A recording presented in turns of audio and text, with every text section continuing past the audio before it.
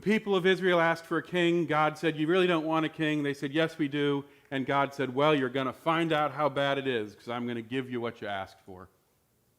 Spiritually speaking, we understand this to be when we let the material world or outside control be the things that rule us. Last week I talked about it much more kind of negatively than maybe some would have liked, because there are some times we really need outside control. I mean, let's face it, a young child, if you just let them do whatever they want to do, would probably fall off a building. Maybe not. Some higher portion than we would like might. Young kids need to learn things from outside control because they do not have an experience or understanding that will help them make the best of decisions. So Israel gets a king that overtaxes, a king that compels their children into armies, and the sons of Israel are lost in war, a king that, for the most part, not even God liked. So try a second time. A new king is going to be called. And I love this story because, generally speaking, the oldest son is considered the most important in the Bible. But I want to make a very clear statement here. Almost every story talks about how the oldest son is supposed to be the most important child, and yet the youngest son tends to always be the one who's picked. A pattern is formed that's very interesting. In this case, David's father was told to bring his sons, and he brought all of his sons that were big and strapping and looked like they were up to the task of being king. Not in this part of the story, but in later parts of the story. David is looked at as a person who couldn't even wear the armor. He was looked at and understood to be someone of poor stature, not strong. And back then, the biggest guy carrying the biggest sword was the one who won. This is a story that affects us in our life all the time, because when we fall into that world of wanting the material things, when we are led by the rules outside of ourselves, the things that we see, the scariest things, the biggest punishments, or the biggest candy-like red button we want to push, these big and visually perfect things are what we strive for, right? It was said at one point that we will never elect Grover Cleveland president because he was not a very attractive man. That since Kennedy, the most attractive candidate, have you ever heard this? The most attractive candidate wins. Chris Christie has very little chance of getting elected because the electorate doesn't like heavy people. People react to how many times a candidate blinks. Did you know that?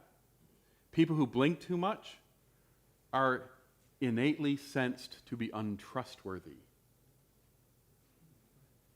So I'm going to try and blink like this for the rest of my sermon, and I don't know if I can. No. We have all sorts of visual cues that we look to and we trust. When we look for leaders in our world, when we look for the things that we desire, we tend to want the biggest, the best, the prettiest. I'm going to pick on clean. The very concept of clean that we have is really based on what our senses see and not on whether or not we do a bacterial check of the things that we're touching. In my brief foray of working at a hospital and having to sit through the management classes on cleaning and working with the guy who is specifically hired to check how clean devices are. He'd do spot checks and walk up on all the devices that get inserted into people, and he would do a spot check, and he would culture the bacteria.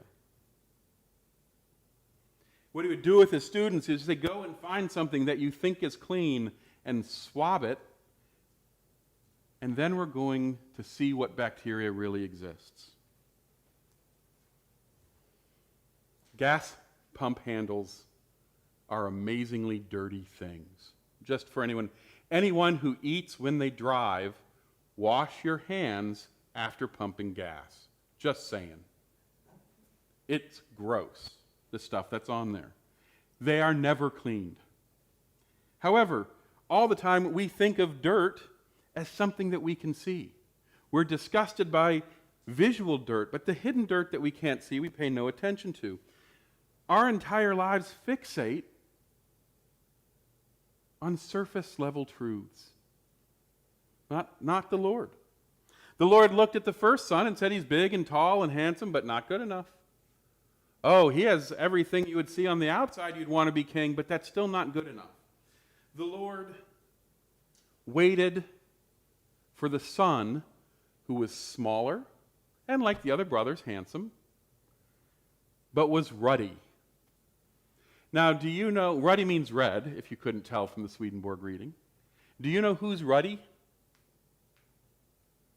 Why was he ruddy and his brothers weren't? He was outside in sun with a sheep. He was a working man. He was the son that had to do all the work.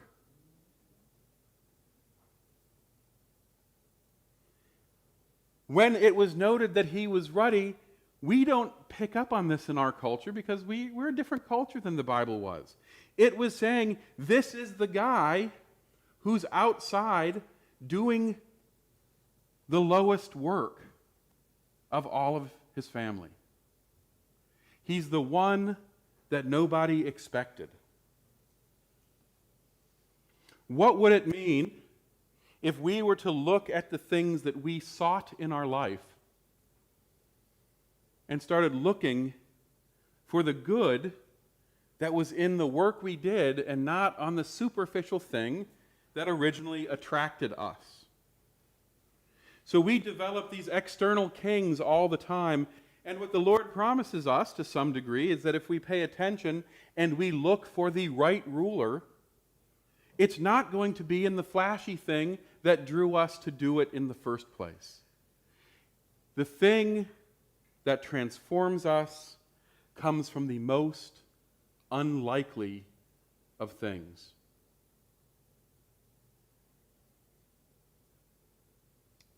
A few years back, I was sitting and talking to someone who I had not seen in 10 years. And it was someone I knew his brother, or it was a brother and sister, and I knew his sister.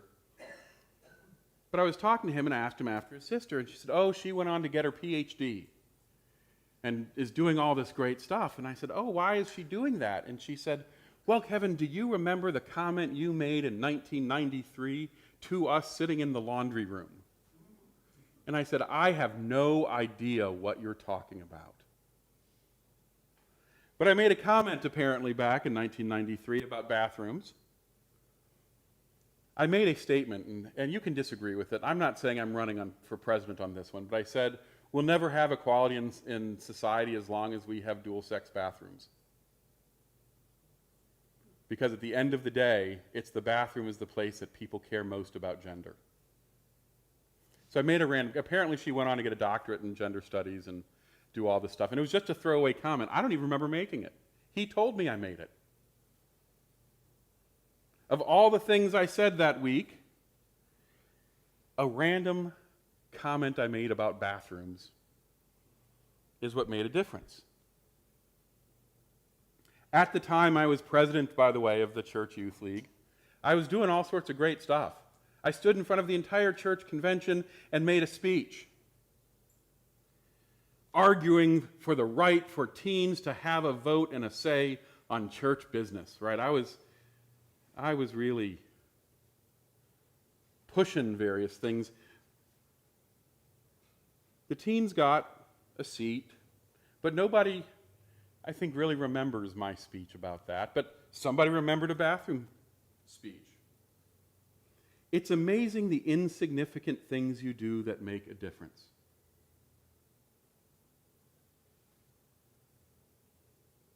It's amazing the times when you're not trying to be hoity-toity or big, and you're just being simple, plain-spoken. The good that comes at those moments of just doing good is quite transformative, so much so that in those little simple moments, you can be transformed in such a way that the rest of your life changes. This happens all the time with people who, for one reason or another, are forced to do charity work. They go out and do it one day because maybe an office party says you have to do this because the entire office is doing it. Maybe it's a high school saying in order to graduate, you must have this many hours. You're forced by something outside yourself to take part in doing something, and then some little insignificant thing happens that you were not expecting. You see a bit of love, of what love can really do. You see a moment of transformation. Then all of a sudden you start asking yourself, how do I keep doing what I'm doing? And the reason you want to keep doing it has nothing to do with the initial reason you started. That's David. That moment when you see heavenly love, the ruddiness, the red, the little piece of good in what it is you are doing, how you are living, that's the transformation of the ruling king inside of your heart. All of us do things because we are compelled by outside forces. All of us do things because we are compelled by job, by society, sometimes by church, sometimes for personal benefit. We are always compelled by things outside of ourselves, but it's that moment that we see the little working part of God. That little bit of love that's caring for sheep. The little thing we'd never expected to have transform us.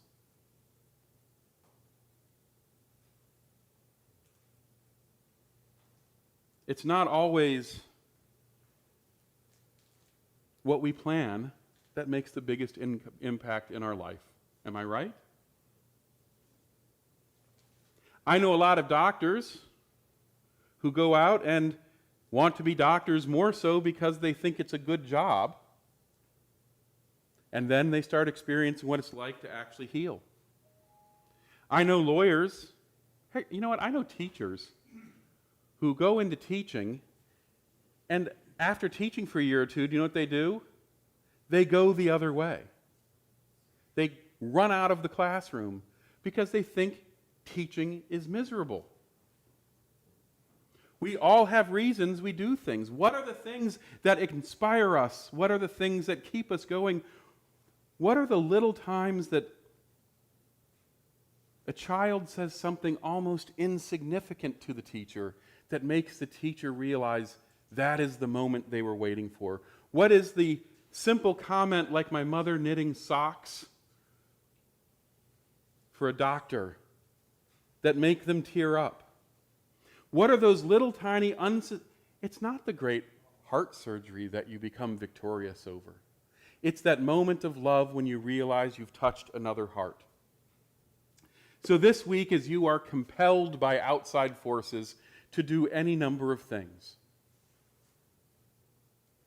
when you are walking around your day doing what it is you are supposed to do, because if not, there's going to be some sort of grave moment, look for the little shepherd boy, the unsuspecting part of what you're doing, the unsuspecting part of your day, the thing that is ruddy and handsome, the thing that's full of love, that hits you in such a way that makes it all worthwhile.